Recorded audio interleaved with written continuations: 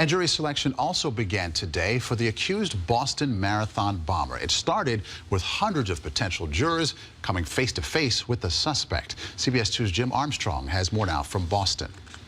Close to 400 would-be jurors, all summons to federal court. If they didn't know why at first, all questions were answered when Johar Tsarnaev walked into the jury room.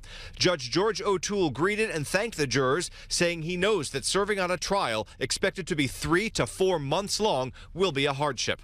The judge adding, quote, "This case differs from many other criminal cases in a significant way. Mr. Tsarnaev is accused of crimes that are potentially punishable by a sentence of death." After the judge spoke, prospective jurors were handed a survey with about 100 questions meant to, among other things, gauge their willingness to impose the death penalty should Tsarnaev be found guilty. Among the other questions, what is your primary news source? How much have you seen about this case? Have you formed an opinion about Tsarnaev's guilt or innocence?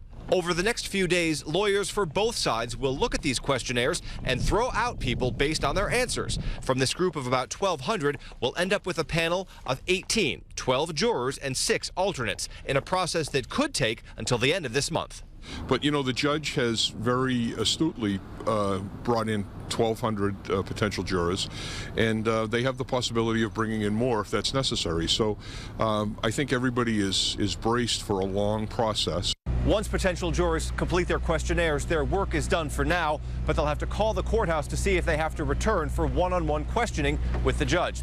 The whole process is expected to take the better part of 3 weeks, but the judge himself today said he hopes the trial gets underway by the 26th. In Boston, Jim Armstrong, CBS 2 News. Tsarnaev's lawyers tried and failed to get the trial moved out of Boston.